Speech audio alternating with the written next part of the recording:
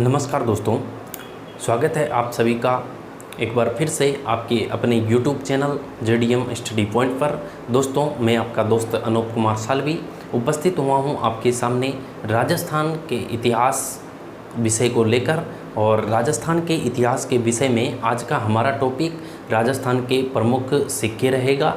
और राजस्थान के प्रमुख सिक्के, इससे पहले हम राजस्थान के अभिलेख शिलालेख कंप्लीट कर चुके हैं। अगर आपने उन क्लास को नहीं देखा है तो आप प्लेलिस्ट में जा कर के उन क्लासेस को देख सकते हैं। उनके PDF नोट्स अवेलेबल कराए गए हैं वीडियो के डिस्क्रिप्शन लिंक में, वहां से आप PDF नोट्स डाउनलोड कर सकते हैं फ्री ऑफ कॉस्ट।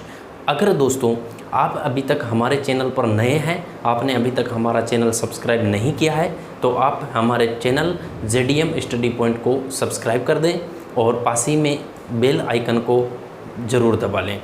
और दोस्तों, अगर आपको वीडियो अच्छी लगती है तो वीडियो को लाइक करिएगा, कमेंट करिएगा और वीडियो को अधिक से अधिक शेयर कीजिएगा, ताकि ये वीडियो सभी आपके दोस्तों के पास पहुंचे जो तैयारी कर रहे हैं। उनको राजस्थान का इतिहास पता चले, राजस्थानी इतिहास से संबंधित उनकी समस्याओं को दूर किया जा सके। ये हमारा प्रयास रहेगा। इसमें आपका थोड़ा सा हाथ हमें इस प्रकार से चाहिए।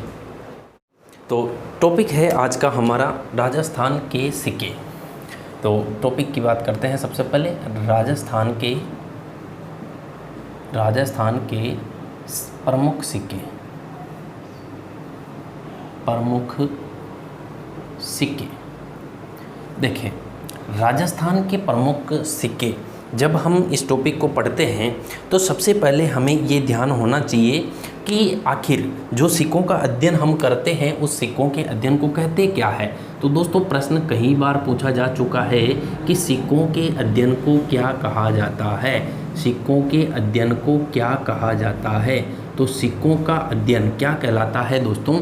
ध्यान रखना दोस्तों, सिक्कों का अध्ययन न्यूमिस्मेटिक्स कहलाता है। क्या कहलाता है? न्यूमिस्मेटिक्स कहलाता है सिक्कों का अध्ययन। ये इसके लिए अंग्रेजी शब्द है और इसके लिए जो हिंदी भाषा में शब्द प्रयोग किया जाता है दोस्तों, मुद्रा शास्त्र। क्या कहा जाता है? मुद्रा शास्त्र। तो ध्यान रखना दोस्तों, सिक्कों के अध्ययन को हिंदी में अगर बात करें तो मुद्रा शास्त्र कहा जाता है और अंग्रेजी में अगर बात करें तो न्यूमिस्मेटिक्स कहा जाता है। अब इसके बाद दोस्तों, वर्तमान में हम सिक्कों का अध्ययन करते हैं। जो राजस्थान के सिक्के हैं दोस्तों, राजस्थान के सिक्कों पर सर्वप्रथम अध्ययन किया किसने?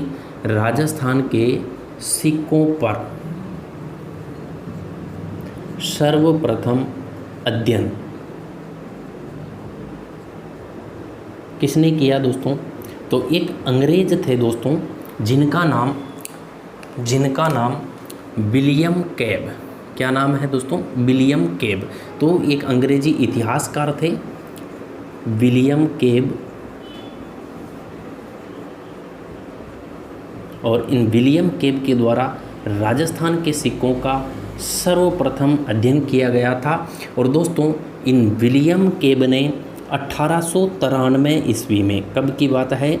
1893 ईस्वी में एक पुस्तक का प्रकाशन किया था दोस्तों।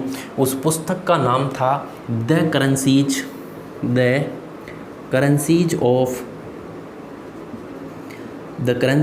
Of Hindu states of Rajputana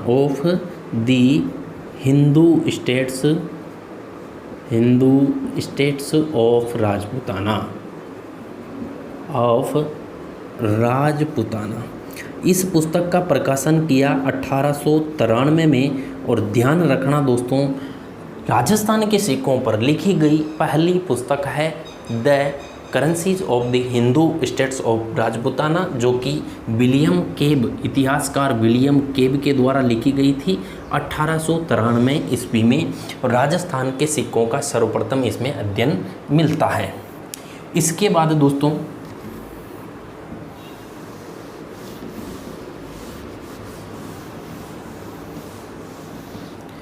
हम बात करेंगे भारत के।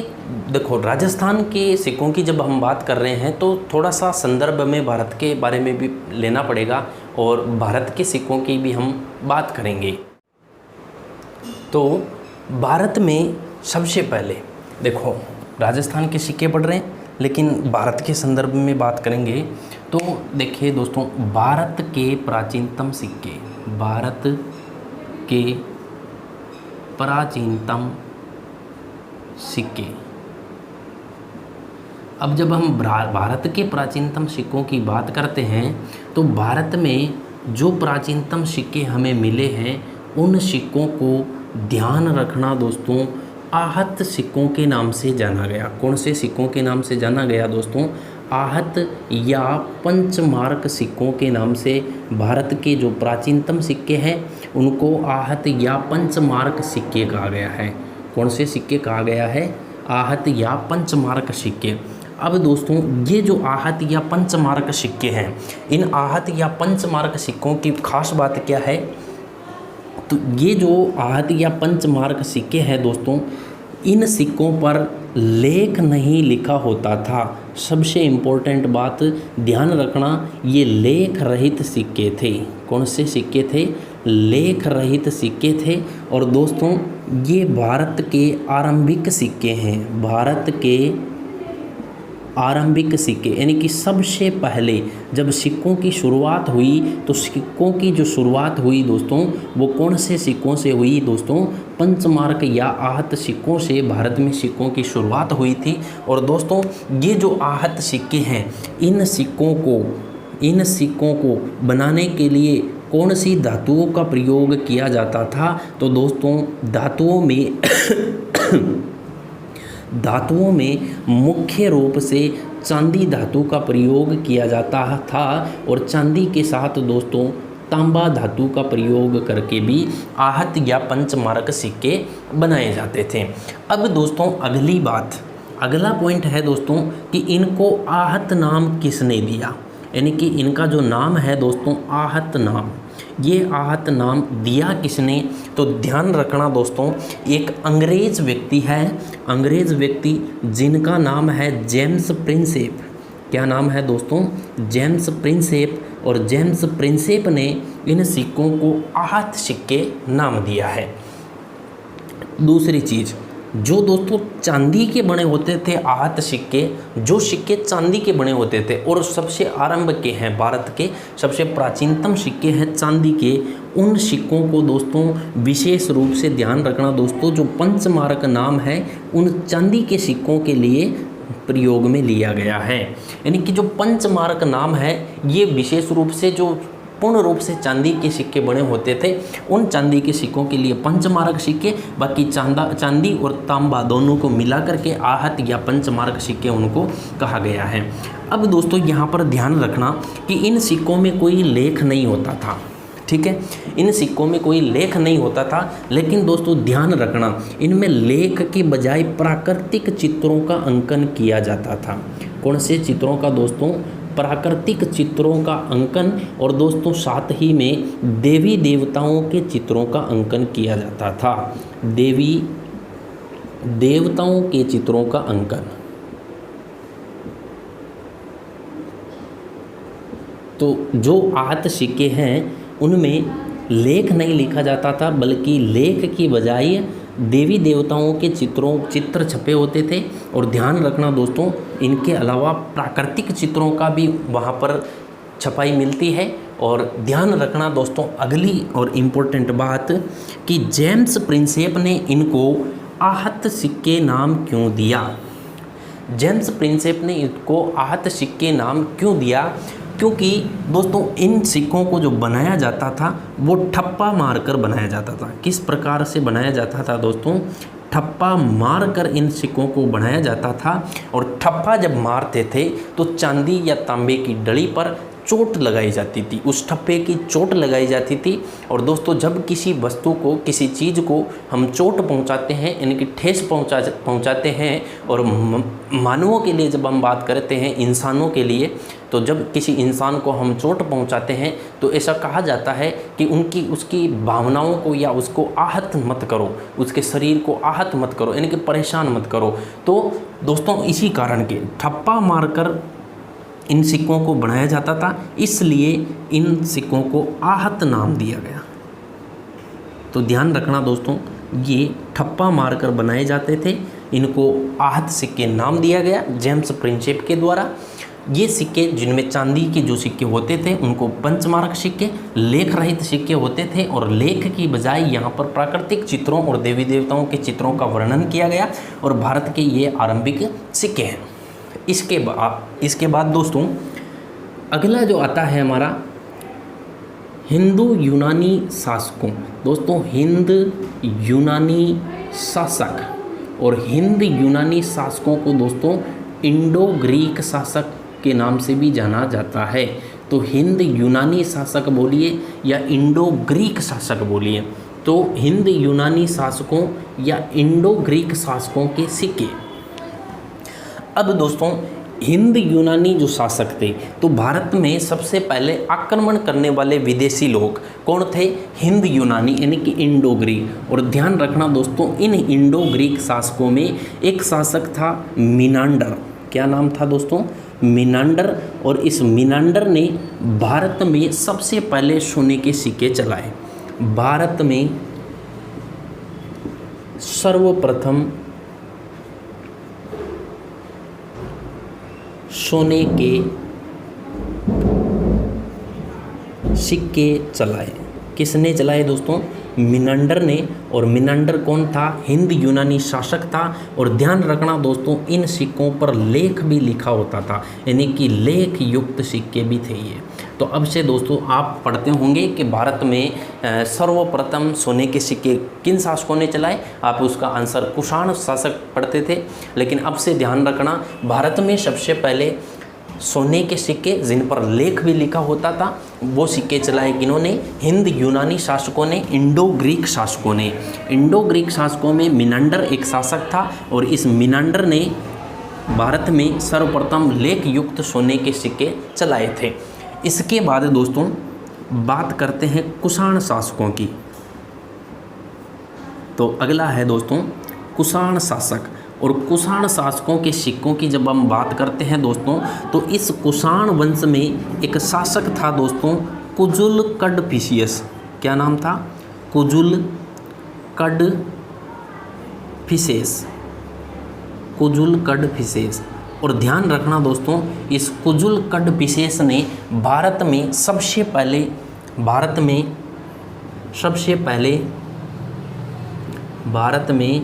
सबसे पहले विशुद्ध सोने के सिक्के चलाए।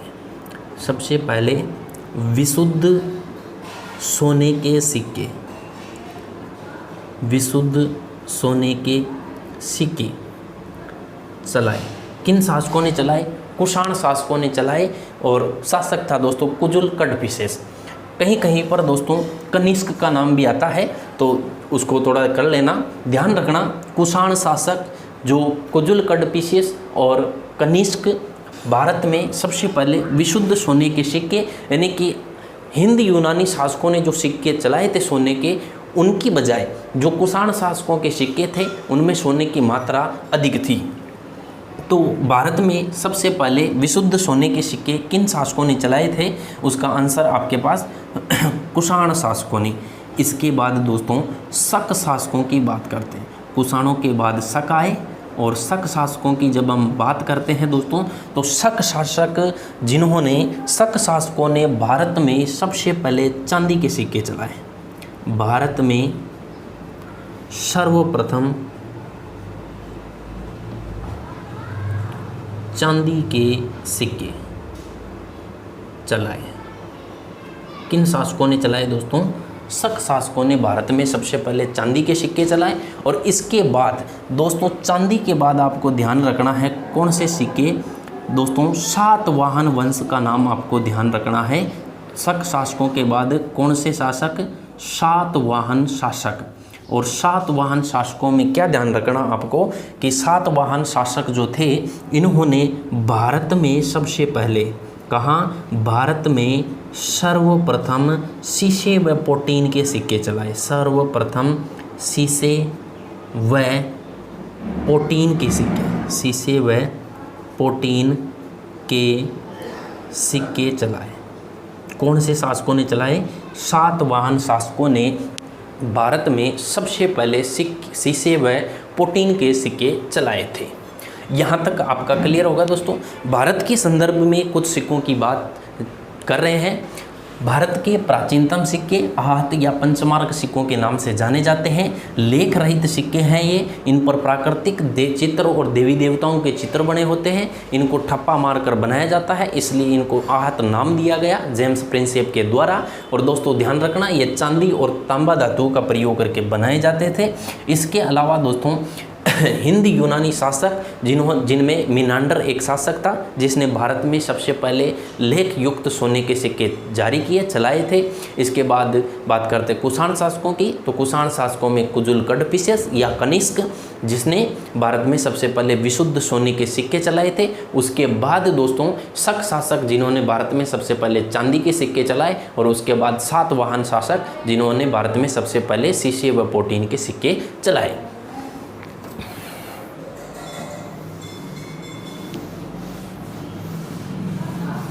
अब इसके बाद दोस्तों हम बात करेंगे राजस्थान में आहत या पंचमार्क सिक्कों की। राजस्थान में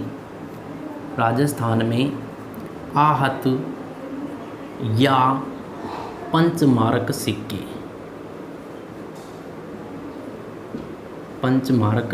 सिक्के और कहाँ बात कर रहे हैं? राजस्थान के संदर्भ में आहत या पंचमार्क सिक्कों की हम बात कर रहे हैं। अब ध्यान रखना दोस्तों, यहाँ से प्रश्न हर बार पूछा जाता है।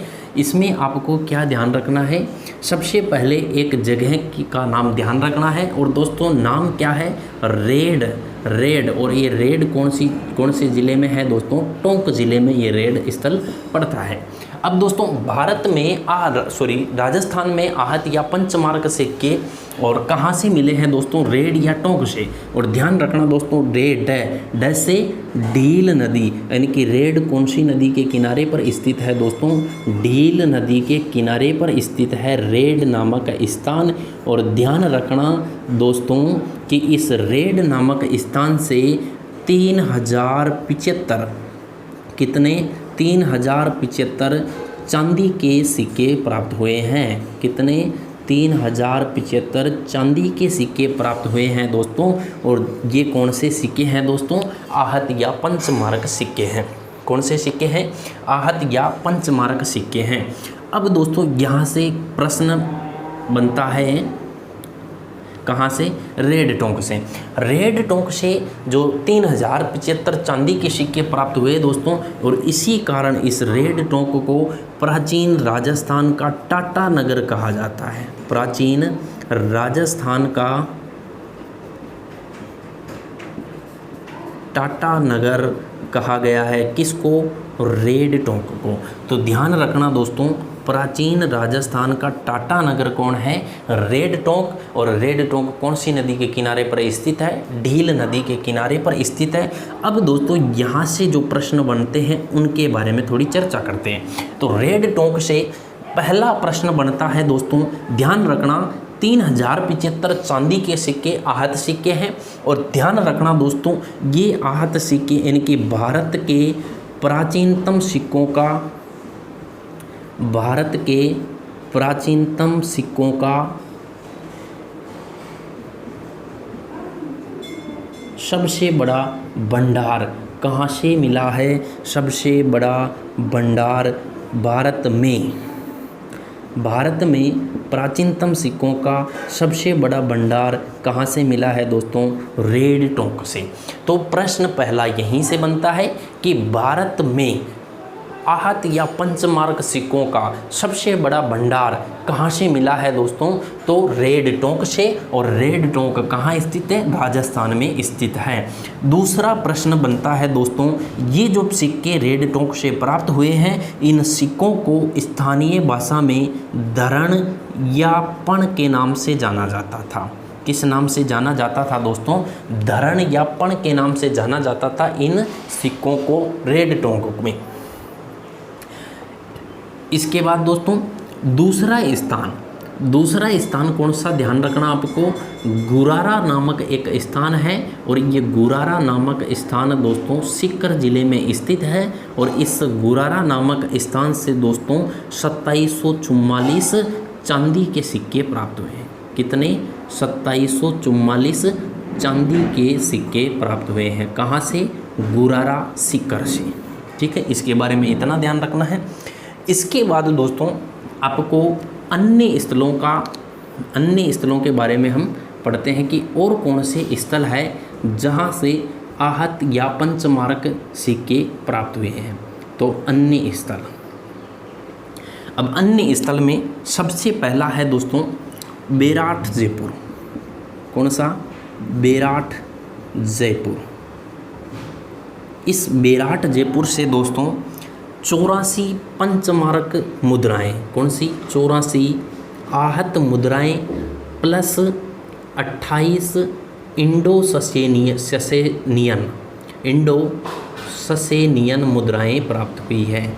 84 तो कौन सी है? आहत मुद्राएं, और 28 कौन सी है? इंडो ससेनियन। और ध्यान रखना दोस्तों, इन 28 इंडो ससेनियन में से 16 मिनांडर की है। किसकी है? मिनांडर की है। किसकी है? मिनांडर की। 16 जो मुद्राएं हैं वो यूनानी शासक मिनांडर की हैं। इसके बाद दोस्तों बेराट के बाद ध्यान रखना सांबर, और ये सांबर कहाँ स्थित है दोस्तों? जयपुर में।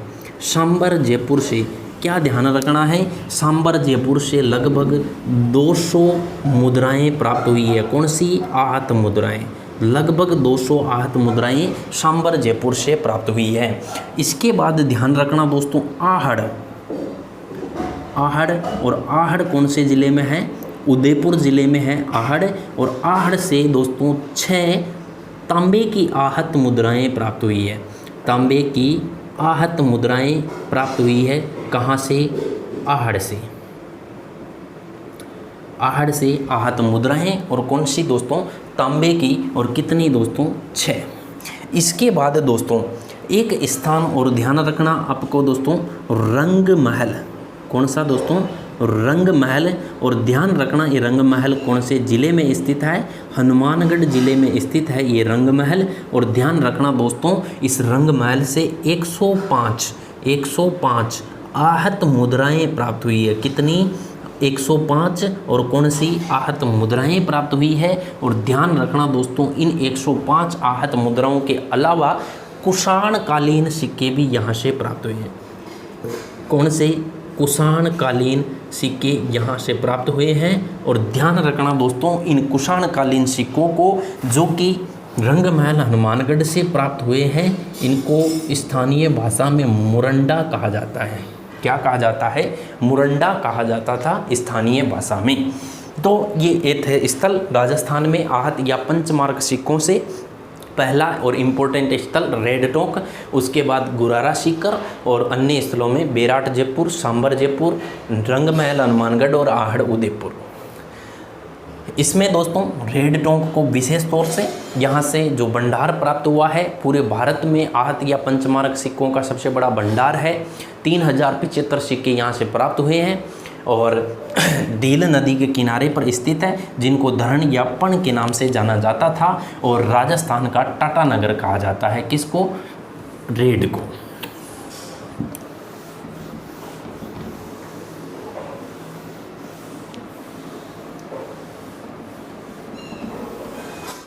इसके बाद दोस्तों अगला जो नेक्स्ट टॉपिक रहेगा, नेक्स्ट जो हम बात करेंगे विभिन्न गणों के सिक्के। अगला हो गया हमारा विभिन्न गणों के सिक्के। और विभिन्न गणों के सिक्कों में सबसे पहले हमें किस बात का ध्यान रखना है दोस्तों? देखो एक शब्द प्रयोग लिया जाता है दोस्तों, गण मुद्रा। कौन सा शब्द दोस्तों? गण मुद्रा एक शब्द प्रयोग लिया जाता है। और ध्यान रखना दोस्तों ये जो गण मुद्रा शब्द का प्रयोग किया जाता है, ये तांबे के मुद्राओं के लिए प्रयोग किया जाता है। कौन सी मुद्राओं के लिए प्रयोग किया जाता है? तांबे की मुद्राओं के लिए, यानी कि तांबे की मुद्राओं को कौन सी मुद्रा कहा जाता है? गण मुद्रा। यानी कि पीछे जो हमने आहत मुद्राओं के लिए, यानी कि जो आहड़ से तांबे की 6 आहत मुद्राएं प्राप्त हुई है, उन मुद्राओं की बात की थी, तो वहाँ हम इस शब्द का प्रयोग करके कह सकते हैं कि आहड़ से 6 गण मुद्राएं या आहत से 6 आहड़ से 6 आहत घन मुद्राएं प्राप्त हुई है, यानी कि आहत घन मुद्रा यानी कि आहत तांबे की मुद्राएं। अब इसमें हम बात करेंगे दोस्तों विभिन्न गणों में। सबसे पहले मालव गण की। कौन से गण की दोस्तों? मालव गण की। और दोस्तों मालव गण के जो सिक्के होते थे, कौन से गण के दोस्तों? मालव गण के जो सिक्के हैं ये हमें प्राप्त हुए हैं दोस्तों रेड, जिसका हमने पहले भी जिक्र किया है। और दोस्तों पूर्वी राजस्थान, रेड व पूर्वी राजस्थान, रेड व पूर्वी राजस्थान यानी कि रेड व पूर्वी राजस्थान यानी कि कौन सा? सांबर जयपुर, बेराट जयपुर आदि। अब दोस्तों ये जो मालव गण के सिक्के हैं, इन मालव गण के सिक्कों पर दोस्तों लेख लिखा होता था मालवानाम जय। कौन सा लेख लिखा होता था दोस्तों? मालवानाम जय, अथवा दोस्तों मालव सेनापतियों के नाम, मालव सेनापतियों के नाम लिखे होते थे। किन सिक्कों में दोस्तों? मालव गण के सिक्कों में, मालव सेनापतियों के नाम मालव गण के सिक्कों में। अब इन सिक्कों में जो दोस्तों प्रत्येक सिक्के के 2 पक्ष होते हैं दोस्तों, अग्र पृष्ठ और पश्च पृष्ठ। अब दोस्तों इन सिक्कों का जो अग्र पृष्ठ होता था, कौन सा दोस्तों? अग्रभाग, अग्रभाग जो होता था, इस अग्रभाग में दोस्तों बोधि वृक्ष का चित्र बना होता था। कौन से वृक्ष का दोस्तों? बोधि वृक्ष का चित्र बना होता था। कौन से वृक्ष का? बोधि वृक्ष का चित्र बना होता था मालव गण के जो सिक्के हैं उनके अग्रभाग में। और दोस्तों अग्र पृष्ठ के बाद जो पीछे का पृष्ठ होता, जिसको पश्च पृष्ठ के नाम से जाना जाता है। और दोस्तों ध्यान रखना, इस पश्च पृष्ठ में मालव गण के जो सिक्के थे उसके पश्च पृष्ठ में सिंह की आकृति बनी होती थी, या फिर दोस्तों नंदी की आकृति बनी होती थी, या फिर दोस्तों सूर्य की आकृति बनी होती थी। और दोस्तों इनके अलावा राजा के मस्तक की आकृति बनी होती थी। किसकी? राजा का मस्तक। तो दोस्तों मालव गण के सिक्कों में ये आकृतियाँ बनी होती थी। अग्रभाग में बोधि वृक्ष का चित्र मिलता है, पश्च भाग में सिंह, नंदी, सूर्य और राजा का मस्तक।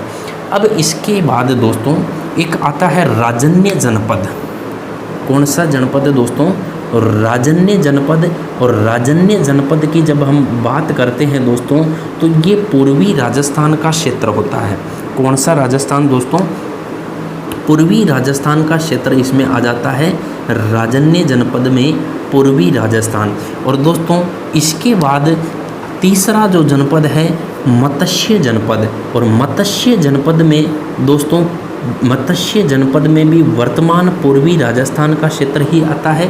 तो वर्तमान पूर्वी राजस्थान। और दोस्तों हम पढ़ते हैं, जब एकीकरण पढ़ते हैं तो मत्स्य रियासत अलवर, जिसमें हम मुख्य रूप से पढ़ते हैं, तो अलवर भरतपुर का जो ये क्षेत्र है ये मत्स्य जनपद, आगरा मथुरा मत्स्य जनपद के नाम से जाना जाता था। चौथा जो है दोस्तों योधेय जनपद। कौन सा जनपद है दोस्तों? योधेय जनपद। और योधेय जनपद में ध्यान रखना, योधेय जनपद राजस्थान का किस क्षेत्र को कहा जाता है?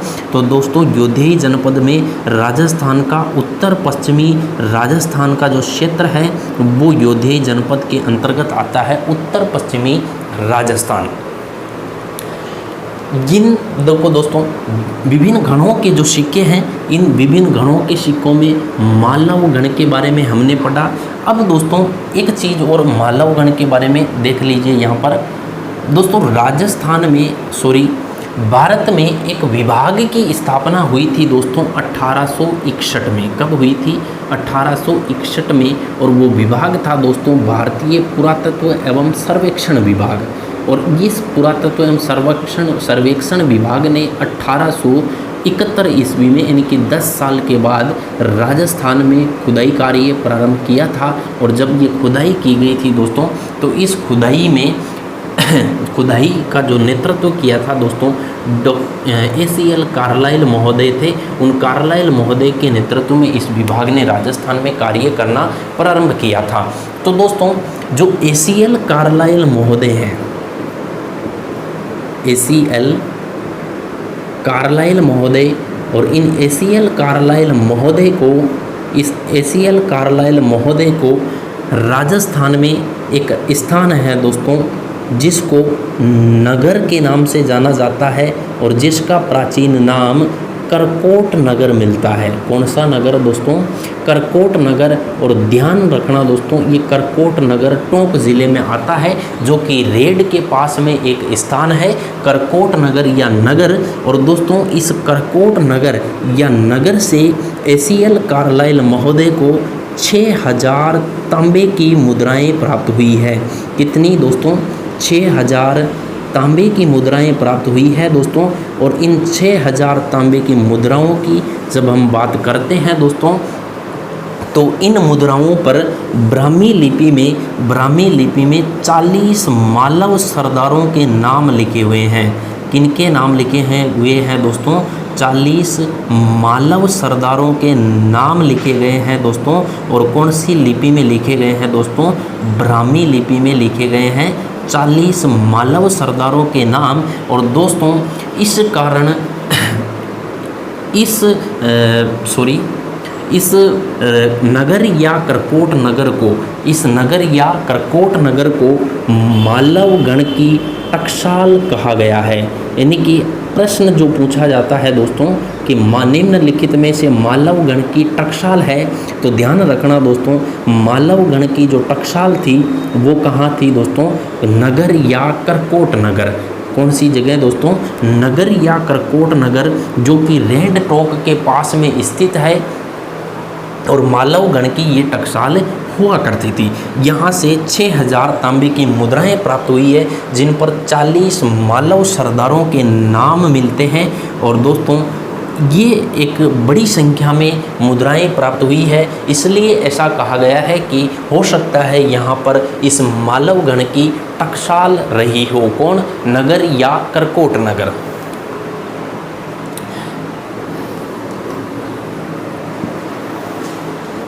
नेक्स्ट पॉइंट की बात करते हैं दोस्तों, तो नेक्स्ट पॉइंट हमारा आता है दोस्तों राजस्थान में गुप्तकालीन सिक्के। राजस्थान में गुप्तकालीन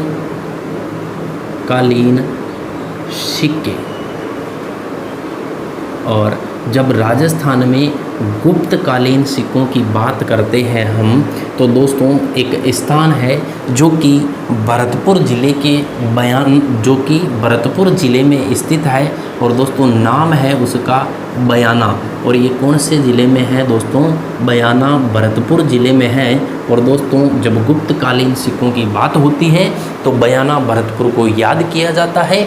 क्यों याद किया जाता है? क्योंकि यहाँ से लगभग 2000 लगभग 2000 गुप्तकालीन सिक्के प्राप्त हुए हैं। कौन से सिक्के प्राप्त हुए हैं दोस्तों? गुप्तकालीन सिक्के प्राप्त हुए हैं। और दोस्तों संख्या कितनी है? लगभग 2000 गुप्तकालीन सिक्के। और दोस्तों ध्यान रखना, इन 2000 गुप्तकालीन सिक्कों में अगर बात करें हम, तो सबसे ज़्यादा जो सिक्के हैं वो चंद्रगुप्त द्वितीय, जिसको विक्रमादित्य की उपाधि थी।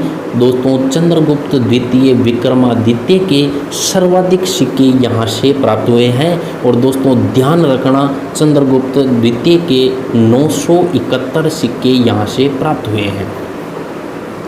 कितने सिक्के दोस्तों? 971 सिक्के, जो कि सर्वाधिक गुप्तकालीन शासक के सिक्के हैं, जो कहाँ से प्राप्त हुए हैं? बयाना भरतपुर से प्राप्त हुए हैं। इसके अलावा दोस्तों इस बयाना भरतपुर से जो सिक्के प्राप्त हुए हैं, उन सिक्कों की खास बात क्या है दोस्तों? यहाँ से गुप्तकालीन 2 शैलियों के सिक्के प्राप्त हुए हैं। एक जो शैली है दोस्तों उस शैली को छत्र शैली कहा गया है। एक तो छत्र शैली के सिक्के, और दूसरा जो है दोस्तों उसे धनुर्धर शैली कहा गया है। कौन सी शैली? धनुर्धर शैली कहा गया है। अब दोस्तों छत्र शैली क्या है और धनुर्धर शैली क्या है? तो सबसे पहले हम छत्र शैली की बात करते हैं दोस्तों। तो छत्र शैली के जो सिक्के होते थे दोस्तों, ये छत्र शैली के सिक्के, इन छत्र शैली के सिक्कों में आहुति देता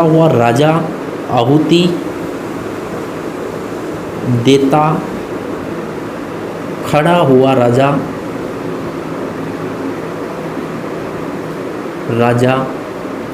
का चित्र, खड़ा हुआ राजा का चित्र बना हुआ है सिक्के पर, आहुति जो कि आहुति देता हुआ है, और खड़ा हुआ राजा है उसका चित्र बना हुआ है दोस्तों। जिस राजा के बाएं हाथ में, कौन से हाथ में, बाएं हाथ में, ध्यान रखना बाएं हाथ में क्या है दोस्तों, तलवार है, बाएं हाथ में तलवार है।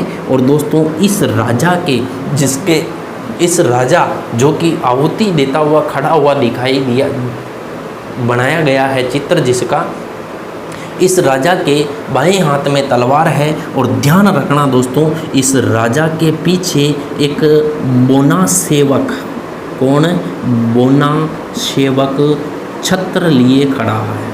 क्या लेकर खड़ा है, छत्र लिए खड़ा है, कौन, बोना सेवक। इसलिए इन सिक्कों की जो शैली है वो कौन सी शैली बताई गई है दोस्तों, छत्र शैली बताई गई है।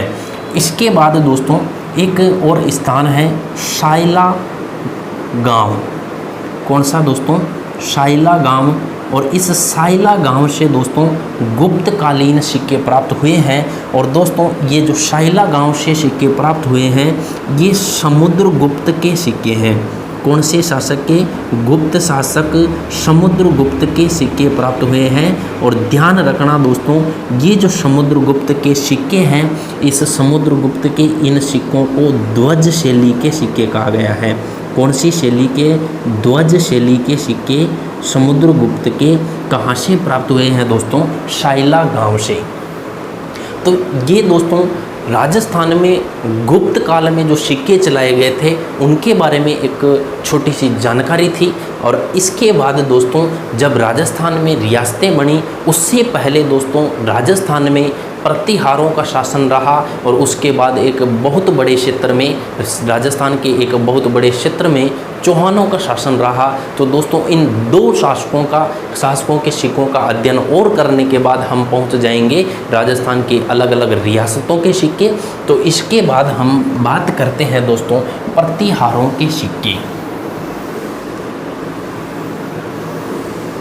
यानी कि कौन सा वंश दोस्तों, कौन से शासक, गुर्जर प्रतिहारों के सिक्के, गुर्जर प्रतिहारों के सिक्के। और ध्यान रखना गुर्जर प्रतिहारों के जो सिक्के थे दोस्तों, गुर्जर प्रतिहारों ने जो सिक्के जारी किए थे उन सिक्कों को दोस्तों आदि वराह शैली के सिक्के कहा है। कौन सी शैली के दोस्तों, आदि वराह शैली के सिक्के। और दोस्तों इन सिक्कों के नाम की अगर बात करें तो इन सिक्कों को द्रम कहा जाता था। क्या कहा जाता था, द्रम कहा जाता था। अब दोस्तों जो गुर्जर प्रतिहारों के सिक्के हैं वो दोस्तों कहाँ से प्राप्त हुए हैं, तो दोस्तों जालोर में भीनमाल नाम की एक जगह है जिसका प्राचीन नाम श्रीमाल मिलता है। और कौन से अभिलेख के अनुसार दोस्तों भीनमाल का नाम श्रीमाल मिलता है, बिजोलिया शिलालेख के अनुसार। इसके अलावा दोस्तों सांबर जयपुर से भी प्रतिहारों के सिक्के प्राप्त हुए हैं। तो दोस्तों प्रतिहारों के जो सिक्के हैं वो भीनमाल, जालोर और सांबर जयपुर से प्राप्त हुए हैं। इसके अलावा दोस्तों इन जो प्रतिहारों के सिक्के हैं, इन प्रतिहारों के दोस्तों तांबे के सिक्के, कौन से दोस्तों, तांबे के जो सिक्के होते थे उन तांबे के सिक्कों पर जो चित्र बने होते थे दोस्तों, वो चित्र दोस्तों, इन चित्रों में राजा के अर्ध शरीर का चित्र बनाया जाता था। राजा के अर्ध शरीर का चित्र प्रतिहारों के तांबे के सिक्कों में देखने को मिला है। और दोस्तों आगे चलकर यही चित्र जब 11वीं-12वीं सदी तक पहुंचा, 11वीं-12वीं सदी में जब ये सिक्के पहुंचे तो दोस्तों ये जो चित्र, जो अर्ध शरीर का, राजा का अर्ध शरीर का चित्र बनाया जाता था, ये चित्र गधे के मुंह के समान दिखाई देने लगा। किस प्रकार दिखाई देने लगा, गधे के मुँह के समान ये दिखाई देने लगा। और दोस्तों आगे चलकर इन सिक्कों को गधिया सिक्कों के नाम से जाना गया। कौन से सिक्कों के नाम से जाना गया दोस्तों, गधिया सिक्कों के नाम से जाना गया। ये सिक्के जो कि प्रतिहारों ने चलाए थे। ये सिक्के भीनमाल जालोर और शंबर जयपुर से प्राप्त हुए हैं। इसके बाद दोस्तों प्रतिहारों के बाद चौहानों का शासन आता है और चौहानों के द्वारा भी राजस्थान में सिक्के चलाए जाते हैं। तो देखते हैं चौहानों ने कौन कौन से सिक्के चलाए थे। तो चौहानों के सिक्के, कौन सा वंश आ गया है, चौहान वंश आ गया है। और चौहानों के सिक्कों की जब हम बात करते हैं तो चौहानों में दोस्तों कौन सा शासक सबसे पहले, तो अजमेर के संस्थापक, और अजमेर में चौहान, अजमेर का संस्थापक कौन दोस्तों, 1113 ईस्वी में अजय राज चौहान। कौन शासक है, अजय राज चौहान। और ध्यान रखना दोस्तों अजय राज चौहान ने भी सिक्के जारी किए थे। इस अजय राज चौहान की रानी थी कौन, सोमलेखा।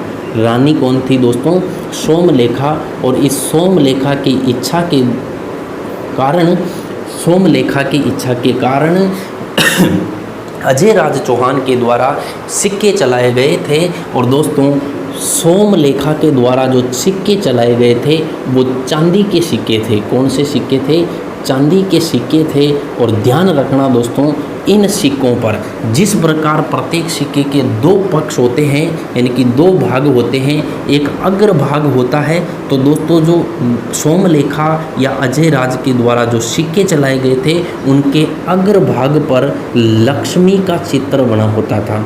किसका दोस्तों, लक्ष्मी का चित्र बना होता था। और दोस्तों जो पृष्ठ भाग होता था, पृष्ठ भाग होता था, पीछे का जो भाग होता था, यानी कि पश्च भाग जिसको हम कहते हैं, तो इस पश्च भाग में दोस्तों श्री अजय देव लिखा होता था। श्री अजय देव, ध्यान रखना दोस्तों, श्री अजय पाल, अजय राज या अजय पाल नहीं है, श्री अजय देव लिखा होता था। किन सिक्कों में, जो रानी सोमलेखा की इच्छा के कारण चलाए गए थे अजय राज चौहान के द्वारा, जो चांदी के सिक्के थे। कौन सी धातु के सिक्के थे, चांदी के सिक्के थे। अब दोस्तों इनके बाद, अजय राज के बाद दोस्तों सोमेश्वर चौहान ने भी सिक्के चलाए थे। किसने, सोमेश्वर चौहान ने सिक्के चलाए थे राजस्थान में। और दोस्तों ध्यान रखना सोमेश्वर चौहान के जो सिक्के थे उन पर बेल की आकृति बनी हुई मिलती है। अब बेल को बेल तो लिख नहीं रहे, तो बेल को वृषभ लिखेंगे। इनकी वृषभ आकृति के सिक्के किसके हैं दोस्तों, पहले भी आए हैं। तो पहले जो आए हैं वो अलग है। और चौहानों में जब बात करें तो सोमेश्वर चौहान के सिक्के हैं वृषभ आकृति के। बाकी इनके अलावा दोस्तों अगर पहले की बात करें तो प्रतिहारों के सिक्कों में भी वृषभ आकृति देखने को मिलती है। और ध्यान रखना दोस्तों लक्ष्मी का जो चित्र है वो समुद्रगुप्त के सिक्कों में भी लक्ष्मी का चित्र देखने को मिलता है। अब इसके बाद दोस्तों ये एक बेसिक जानकारी, ये जानकारी कंप्लीट होने के बाद अब हम राजस्थान की रियासतों की, जो रियासतों में जो सिक्के चलते थे उन सिक्कों के बारे में बात करेंगे। तो आगे बढ़ते हैं और बात करते हैं राजस्थान की विभिन्न रियासतों में कौन कौन से सिक्के चलते थे। तो राजस्थान की, जैसा कि दोस्तों आप जानते हैं कि राजस्थान में सबसे बड़ी रियासत, सबसे पुरानी रियासत कौन सी दोस्तों, मेवाड़। और सबसे बड़ी क्षेत्रफल की दृष्टि से अगर बात करें तो मारवाड़ रियासत। तो हम सबसे पहले दोस्तों बात करेंगे मेवाड़ रियासत की। कौन सी, मेवाड़ रियासत की बात करेंगे दोस्तों। और मेवाड़ रियासत या मेवाड़ राज्य की बात कर लेते हैं, जिसको मेवाड़ रियासत। तो मेवाड़ रियासत में दोस्तों जो सिक्के चलाए जाते थे या चलते थे वो सिक्के थे दोस्तों, जो सिक्का चित्तौड़ की टकसाल से बनता था उसको चित्तौड़ी सिक्का के नाम से जाना जाता था। एक सिक्का है जो उदयपुर की टकसाल से बनता था, उसको उदयपुरी सिक्का कहा जाता था, ये भी मेवाड़ में चलता था। एक सिक्का जो नाथ द्वारा की टकसाल से बनता था, इसको नाथ द्वारिया सिक्का कहा जाता था।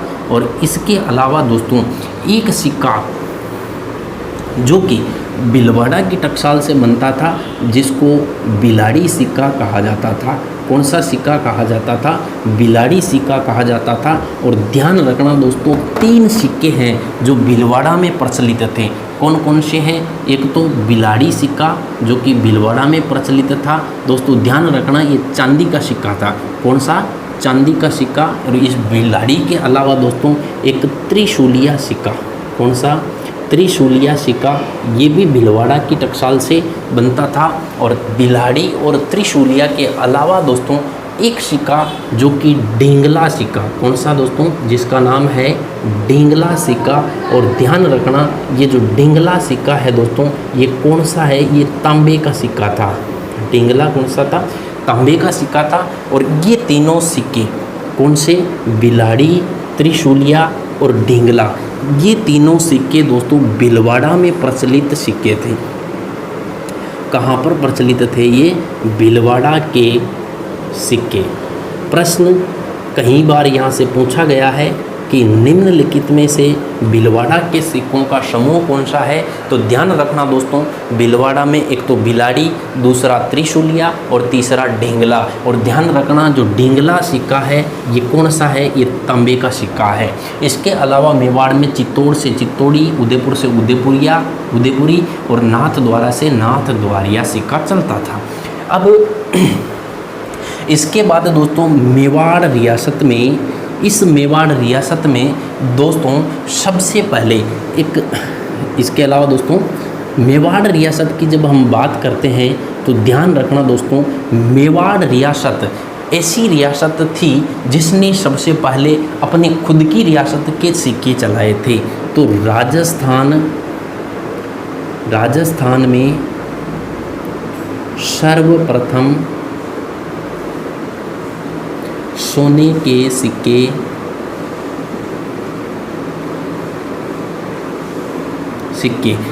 किस रियासत में चले थे दोस्तों? मेवाड़ रियासत ऐसी रियासत थी जिसमें सर्वप्रथम राजस्थान में या पूरे राजपूताना में मेवाड़ रियासत ऐसी रियासत थी जिसने सबसे पहले सोने के सिक्के चलाए थे। और दोस्तों सोने के सिक्के चलाने वाला शासक था दोस्तों मेवाड़ रियासत का बापा रावल। कौन था दोस्तों? बापा रावल। और बापा रावल का जो समय है दोस्तों 7वीं से 8वीं शताब्दी बताया जाता है। और दोस्तों ऐसा कहा गया है कि बापा रावल को जब राज्य प्राप्ति हुई थी हारित ऋषि के द्वारा, तो बापा रावल को एक सोने का भंडार दिया गया था हारित ऋषि के द्वारा, और उसी से बापा रावल ने मेवाड़ रियासत में सोने के सिक्के चलाए थे। चलिए आगे बात करते हैं। तो दोस्तों मेवाड़ रियासत में, कौन सी रियासत में? मेवाड़ रियासत में एक सिक्का, जिस सिक्के को चांदोड़ी सिक्का के नाम से जाना जाता है। कौन सा सिक्का दोस्तों? चांदोड़ी सिक्का। और ध्यान रखना दोस्तों, ये मेवाड़ रियासत का सिक्का है जो चांदी का सिक्का था। कौन सा था ये? चांदी का सिक्का था मेवाड़ रियासत का, चांदी का सिक्का, जिसको चांदोड़ी सिक्के के नाम से जाना गया है। अब इसके बाद दोस्तों सबसे पहले प्रश्न जो पूछा जाता है कि निम्नलिखित में से कौन सा सिक्का मेवाड़ रियासत में मुगल प्रभाव वाला सिक्का है? तो ध्यान रखना दोस्तों, मेवाड़ रियासत में या मेवाड़ रियासत का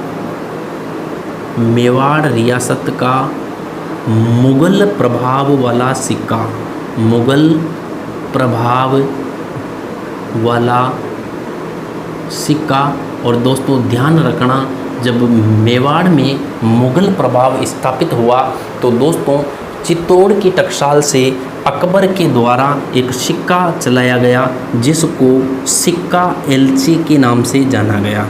कौन सा सिक्का दोस्तों? सिक्का एलची।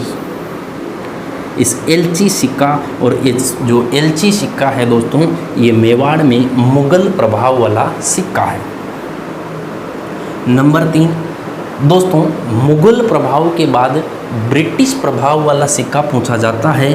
तो ध्यान रखना दोस्तों, मेवाड़ रियासत का ब्रिटिश प्रभाव वाला सिक्का, कौन से प्रभाव वाला सिक्का दोस्तों? ब्रिटिश प्रभाव वाला सिक्का। और ध्यान रखना दोस्तों, ब्रिटिश प्रभाव वाला सिक्का मेवाड़ रियासत में एक ठिकाना था दोस्तों सलुम्बर। कौन सा ठिकाना दोस्तों? सलुम्बर ठिकाना था। और दोस्तों इस सलुम्बर ठिकाने का जो राजा था, शासक था, वो था दोस्तों स्वरूप सिंह। कौन था दोस्तों? स्वरूप सिंह। और इस स्वरूप सिंह के समय एक सिक्का चलाया गया था, किसकी अनुमति से? ब्रिटिश सरकार की अनुमति से, जिसका नाम था दोस्तों स्वरूप शाही सिक्का। कौन सा सिक्का दोस्तों? स्वरूप शाही सिक्का। और दोस्तों अब प्रश्न ये तैयार हो जाता है कि मेवाड़ रियासत का ब्रिटिश प्रभाव वाला सिक्का कौन सा है? तो ध्यान रखना दोस्तों, स्वरूप शाही सिक्का मेवाड़ रियासत का ब्रिटिश प्रभाव वाला सिक्का है। कौन सा सिक्का? स्वरूप शाही सिक्का। चौथा प्रश्न दोस्तों, अब इसके अलावा दोस्तों एक पद्म शाही सिक्का। कौन सा दोस्तों? पद्म शाही सिक्का। और ध्यान रखना दोस्तों, ये जो पद्म शाही सिक्का है ये सलुम्बर का है। और इस सलुम्बर में पहले भी जो स्वरूप शाही सिक्का हमने पढ़ा है, तो उसके अलावा दोस्तों ये जो सलुम्बर में पद्म शाही सिक्का है, सलुम्बर का ये तांबे का सिक्का है। कौन सी धातु का? तांबे का सिक्का। तो सलुम्बर में जो तांबे का सिक्का चलता था उसको कौन सा सिक्का कहते थे? पद्म शाही सिक्का कहा जाता था। इसके बाद दोस्तों प्रतापगढ़ की बात करते हैं। मेवाड़ राज्य का हिस्सा था प्रतापगढ़। तो प्रतापगढ़ में जो सिक्के चलते थे दोस्तों, उनमें प्रमुख है दोस्तों सालिम शाही। कौन सा? सालिम शाही।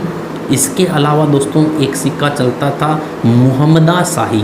कौन सा? मुहम्मदा शाही।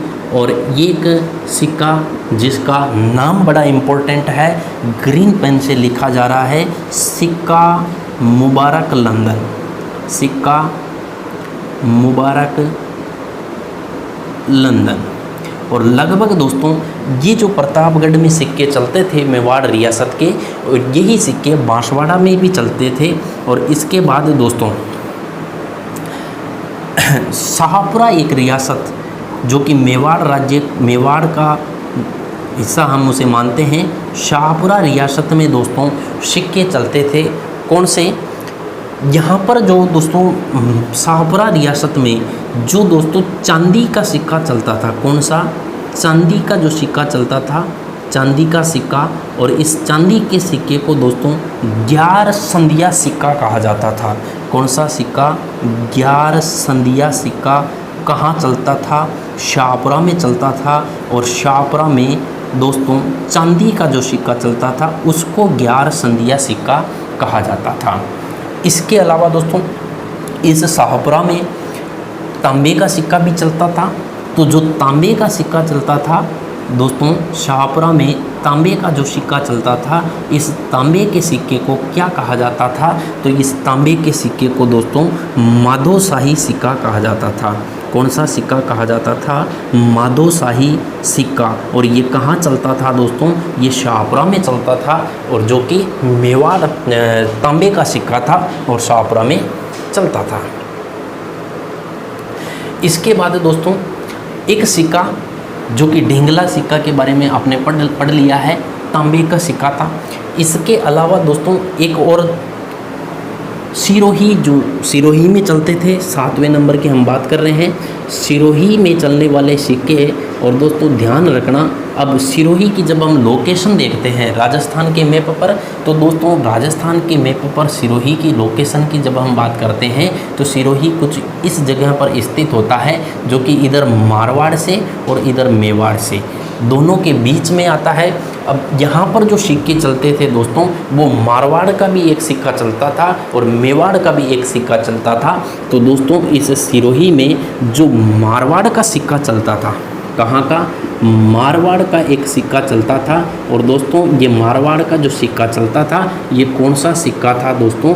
तो मारवाड़ का यहाँ पर डब्बू शाही सिक्का चलता था। कौन सा सिक्का चलता था? डब्बू शाही सिक्का मारवाड़ का सिक्का चलता था। और ध्यान रखना दोस्तों, ये जो डब्बू शाही सिक्का मारवाड़ का है, ये तांबे का सिक्का था। कौन सा सिक्का था? तांबे का सिक्का था, जो कि सिरोही में चलता था और मारवाड़ राज्य में ये बनता था। इसके अलावा दोस्तों सिरोही में मेवाड़ रियासत के सिक्के चलते थे। मेवाड़ रियासत का जो सिरोही में सिक्का चलता था उसे दोस्तों डेंगला वो चलता था दोस्तों बिलाड़ी सिक्का। कौन सा सिक्का चलता था? बिलाड़ी सिक्का चलता था। और ध्यान रखना ये बिलाड़ी चांदी का सिक्का था जो कि मेवाड़ रियासत की भीलवाड़ा टकसाल में बनता था और ये सिरोही में चलता था। तो सिरोही में दो सिक्के दोस्तों, मारवाड़ का एक सिक्का डब्बूशाही सिक्का और मेवाड़ का बिलाड़ी सिक्का जो कि चांदी का सिक्का है। मेवाड़ रियासत में दोस्तों यही आते हैं। अब इसके बाद दोस्तों नेक्स्ट बात करेंगे हम मेवाड़ रियासत के बाद दोस्तों बात करेंगे मारवाड़ रियासत की। कौन सी रियासत की? मारवाड़ रियासत की बात करेंगे। और मारवाड़ रियासत के सिक्के, मारवाड़ रियासत में दोस्तों सबसे पहले दो सिक्के हैं दोस्तों जो पूरे राजस्थान में चलते थे। कहाँ? पूरे राजस्थान में। लेकिन उनकी जो शुरुआत है दोस्तों वो मारवाड़ से होती है और उन सिक्कों को गधिया सिक्के कहा जाता है। कौन से सिक्के दोस्तों? गधिया सिक्के कहा जाता है। और दूसरे जो सिक्के हैं दोस्तों उनको फदिया सिक्के कहा जाता है। कौन से सिक्के? फदिया सिक्के, यानी कि गधिया और फदिया सिक्के। और ध्यान रखना दोस्तों ये जो गधिया और फदिया सिक्के हैं ये मारवाड़ में सबसे पहले चलाए गए थे। और मारवाड़ के शासक थे, देखो ग यहाँ से लो और फ यहाँ से लो, कौन शासक बनता है? गफ। और सिंह सबके लगता है गप सिंह। तो थोड़ा सा बोलने में सुधार लीजिए, अच्छा नहीं लगता, गलत शब्द आप प्रयोग करते हैं तो गप सिंह को गज सिंह कर लीजिए। कौन शासक था दोस्तों? गज सिंह नाम का एक शासक था मारवाड़ का, गज सिंह। और उस गज सिंह जो शासक था दोस्तों ध्यान रखना सबसे पहले इसने महाराजा की उपाधि धारण की थी। मारवाड़ का पहला शासक जिसने महाराजा की उपाधि धारण की। इससे पहले जो शासक थे वो राजा के नाम से राजा उपाधि का प्रयोग करते थे। और गज सिंह को महाराजा की उपाधि सबसे पहले मिली और इनके समय में ये गधिया और फदिया सिक्के प्रचलन में थे। तो किसके समय में? तो महाराजा गज सिंह के समय में ये गधिया और फदिया सिक्के चलाए गए थे। इसके बाद दोस्तों मारवाड़ रियासत की जब हम बात करते हैं तो दोस्तों मारवाड़ रियासत में सबसे पहले एक सिक्का चला था। प्रश्नों के हिसाब से करते हैं तो मारवाड़ में जो मुगल प्रभाव वाला सिक्का था, कौन से प्रभाव वाला सिक्का दोस्तों? मुगल प्रभाव वाला सिक्का। और दोस्तों मुगल प्रभाव वाला सिक्का मारवाड़ में विजयशाही सिक्का था। कौन सा सिक्का दोस्तों? विजयशाही सिक्का मारवाड़ में मुगल प्रभाव वाला सिक्का था। इसके बाद मुगल प्रभाव के बाद दोस्तों ब्रिटिश प्रभाव वाला सिक्का। कौन सा सिक्का दोस्तों? ब्रिटिश प्रभाव वाला सिक्का। और ध्यान रखना ये ब्रिटिश प्रभाव वाला जो सिक्का था इस सिक्के को आलमशाही सिक्का कहा जाता था। कौन सा सिक्का कहा जाता था? आलमशाही सिक्का कहा जाता था। और दोस्तों यही जो सिक्का है ये बीकानेर रियासत का सिक्का था, यानी कि बीकानेर में यही प्रचलन में था। तो बीकानेर में प्रचलित सिक्का भी कौन सा है?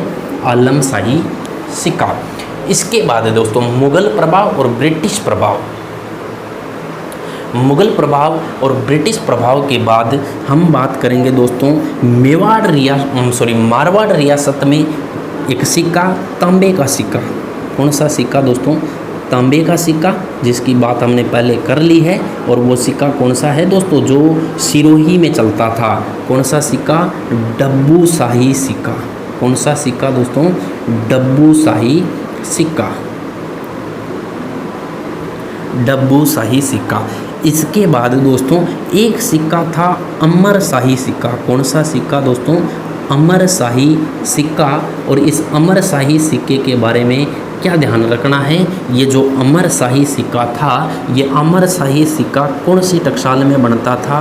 ये नागौर टकसाल में बनता था, यानी कि जोधपुर की जो मारवाड़ की जो नागौर टकसाल थी, इस नागौर टकसाल में जो सिक्का बनता था उसको अमरशाही सिक्का कहा जाता था। इसके अलावा दोस्तों एक सिक्का है इकती संदा। क्या नाम है? इकती संदा सिक्का, और कई बार इसका प्रश्न पूछा गया है। इकती संदा सिक्का कौन सी टकसाल में बनता था? तो ध्यान रखना दोस्तों, इकती संदा सिक्का कुचामन टकसाल में बनता था। कौन सी टकसाल में बनता था? कुचामन टकसाल में बनता था इकती संदा सिक्का। कौन सी टकसाल में दोस्तों? कुचामन की टकसाल में इकती संदा सिक्का बनता था। इसके अलावा दोस्तों मारवाड़ का एक सिक्का जिसको लल्लूरिया या लल्लूलिया, ठीक है ना, कहीं पे लल्लूरिया मिलता है तो कहीं पे लल्लूलिया जो सिक्का है ये मारवाड़ का सिक्का है। और दोस्तों और इस सिक्के का ध्यान रखना, ये कौन सी टकसाल में बनता था? तो ये सोजत की टकसाल में, सोजत की टकसाल में जो सिक्का बनता था वो मारवाड़ का लल्लूरिया सिक्का था। कौन सा सिक्का था दोस्तों? लल्लूरिया सिक्का था। और ध्यान रखना दोस्तों, जब राजस्थान में ब्रिटिश आधिपत्य की स्थापना हो गई थी तब सभी सिक्के बंद, यानी कि सभी टकसालें बंद हो गई थी। और सभी जो बंद नहीं हुए थे उन्होंने क्या किया था, महारानी विक्टोरिया का चित्र इन सिक्कों पर छापना शुरू कर दिया था। लेकिन ये लल्लूरिया सिक्का जो था ये ब्रिटिश आधिपत्य के बाद भी इस पर उन विक्टोरिया का चित्र नहीं छपा होता था। तो ये था दोस्तों मारवाड़ के सिक्के। अब मारवाड़ के सिक्के में दोस्तों बीकानेर का सिक्का नागौर का हो गया। इसके बाद दोस्तों कुछ सिक्के अलग अलग जगहों पर चलते थे, उनकी बात कर लेते हैं। तो दोस्तों सबसे पहले बात करते हैं, करौली में एक सिक्का चलता था जिसको किस नाम से जाना जाता था? माणक शाही सिक्के के नाम से। यानी कि माणक शाही सिक्का कहाँ चलता था? करौली में चलता था। कोटा की बात करें दोस्तों तो कोटा में हाली और गुमान शाही, और कौन सा? हाली और गुमान शाही सिक्के चलते थे कोटा में, हाली और गुमान शाही। इसके बाद एक सिक्का दोस्तों किशनगढ़, कौन सा दोस्तों? किशनगढ़ में एक जो सिक्का चलता था उसको शाह आलमी सिक्के के नाम से जानते थे। तो कौन सा सिक्का? शाह आलमी सिक्का। कहाँ चलता था दोस्तों? किशनगढ़ में शाह आलमी सिक्का चलता था।